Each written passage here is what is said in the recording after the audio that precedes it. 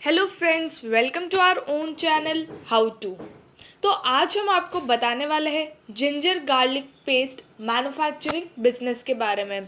तो इस बिज़नेस को आप कैसे सेट कर सकते हो, मतलब कैसे आपको रिसर्च करनी है, किस पे आपको मेन फोकस करना है, उसके बाद इन्वेस्टमेंट कितना है इस बिज़नेस के अंदर, रॉ मटेरियल्स आपको कौन कौन से यूज़ करने पड़ेंगे, कितना एरिया आपको चाहिएगा, कितने लोग आपको चाहिएंगे इस बिज़नेस को चलाने के लिए, लाइसेंस आपको कौन कौन से इशू करने पड़ेंगे, कौन सी मशीन्स आपको चाहिएगी जिससे आप इस बिज़नेस को स्मूथली रन कर सकते हो, और क्या मार्केट स्ट्रेटजी होगी।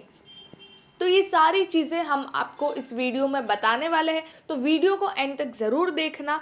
आगे बढ़ने से पहले अगर आपने हमारे चैनल को सब्सक्राइब नहीं किया हो तो आप हमारे चैनल को सब्सक्राइब ज़रूर कर दीजिएगा, साथ ही में hit the bell icon.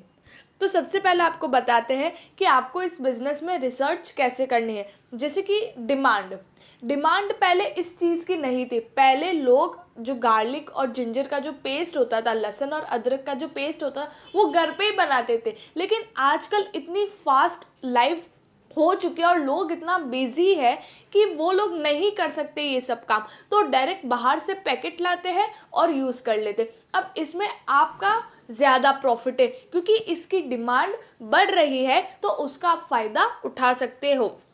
Demand बढ़ेगी वैसे आपको सप्लाई करना है। उसके बाद कहाँ कहाँ सप्लाई करना है ये आपको डिसाइड करना है।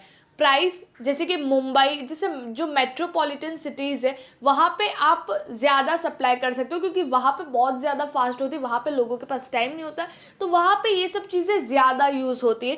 तो आप वैसे डिसाइड कर सकते हो आपको कहाँ पे ज़्यादा सप्लाई करना है। प्राइस आपको देखनी पड़ेगी कि मार्केट में क्या चल रही है, क्योंकि बहुत सारी ब्रांड्स हैं जो ऑलरेडी ये चीज़ प्रोवाइड करती है, तो उस हिसाब से आपके कॉम्पिटिटर्स बढ़ जाते हैं।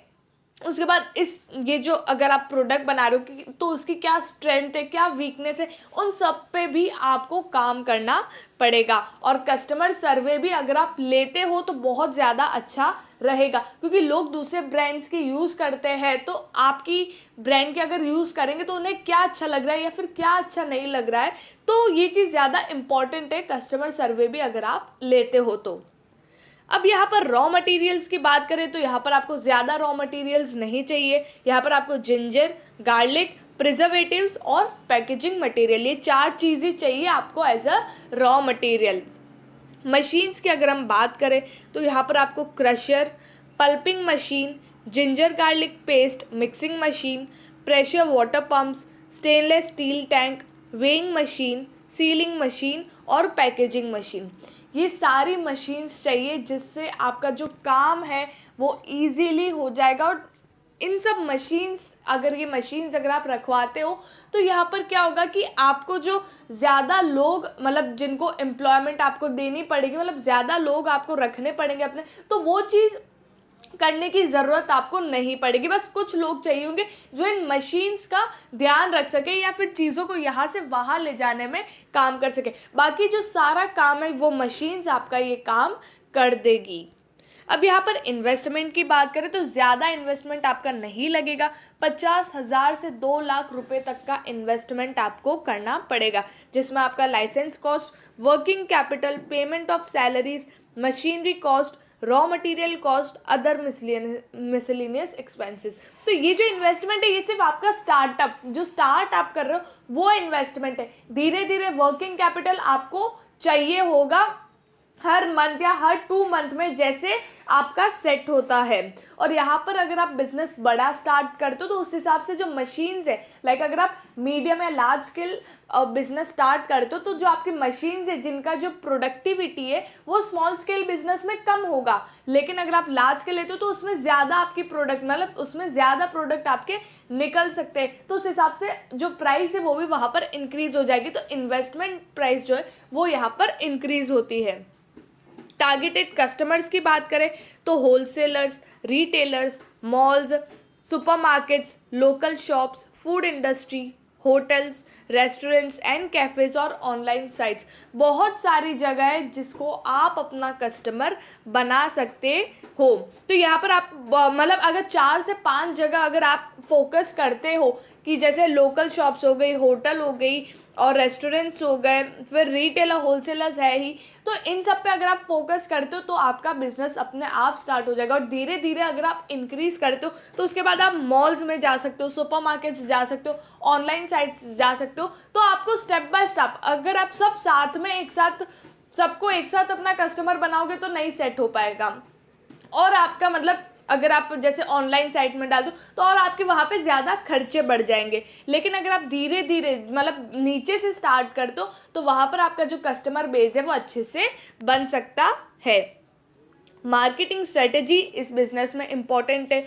पब्लिसिटी, एडवर्टाइजमेंट, उसके बाद digital marketing, television marketing, in person marketing, direct marketing, email marketing, मतलब जो आपको सूट होता है और जो आपको लगता है कि ये मेरे बिजनेस के साथ अच्छे से सेट हो जाएगा, वो चीज़ आपको यूज़ करनी है, वो स्ट्रेटजी आपको अपनानी है। ऐसा नहीं है कि आप सारी मार्केटिंग स्ट्रेटजी यूज़ कर रहे हो, क्योंकि इसमें भी खर्चा लगता है।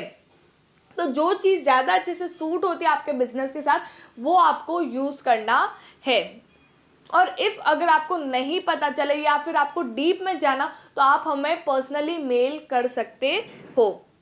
अब एरिया की बात करें तो 600 to 900 स्क्वायर फीट एरिया आपको इस बिज़नेस के लिए चाहिए होगा और 5 से 10 लोग आपको चाहिए होंगे इस बिज़नेस को चलाने के लिए। इससे भी मतलब 5 से 10 के अंदर में आपका काम हो जाएगा। लाइसेंसेस की बात करें तो यहाँ पर अपने बिजनेस को रजिस्टर करना पड़ेगा। उसके बाद NOC from state pollution control board, MSME Udyog Aadhaar, FSSAI certification, trademark, GST number, IEC code और इलेक्ट्रिसिटी लाइसेंस, ये सारे लाइसेंस आपको इस बिजनेस के अंदर चाहिए होंगे, जिससे आपका बिजनेस स्मूथली चल जाएगा बिना कोई गवर्नमेंट के दिक्कत के। अब एट लास्ट बात करते हैं प्रॉफिट्स की, तो 30 to 55% का रिटर्न आपको इस बिजनेस के अंदर मिल सकता है। अब आपका जो प्रॉफिट है वो कैसे डिफरेंट आ सकता है, वो आपका क्योंकि सब लोगों का production cost, machinery cost, raw material cost, miscellaneous expense और अदर फैक्टर्स, वो सब लोगों का अलग अलग होता है। तो आपके जो प्रॉफिट्स है उसमें डिफरेंस आ सकता है। लेकिन अप्रॉक्सीमेट बात करें तो 30 से 55% का प्रॉफिट आपको इस बिजनेस के अंदर मिल सकता है। तो जो जिंजर गार्लिक बिजनेस एक डिमांडिंग बिजनेस है और अच्छा खासा चल सकता है। और अगर एक चीज़ अगर आपकी स्टार्ट होती है तो धीरे धीरे आप दूसरे मसाले या दूसरे पेस्ट की भी आप साथ साथ में स्टार्ट कर सकते हैं। तो पहले आपको स्टार्ट करना है। अब ऐसे और भी बिजनेस हम लेकर आएंगे आपके लिए, तो उसके लिए आप हमारे चैनल के साथ जुड़े रहिएगा बाय सब्सक्राइबिंग आवर चैनल, और साथ ही में लाइक, शेयर एंड कमेंट ज़रूर करिएगा। और इफ़ आपको कोई पर्सनली क्वेश्चन करना हो या फिर आपको कुछ भी जानना हो तो आप हमें मेल कर सकते हैं। अगर आपको वीडियो अच्छा लगा हो तो please like and share and subscribe our channel. Thank you.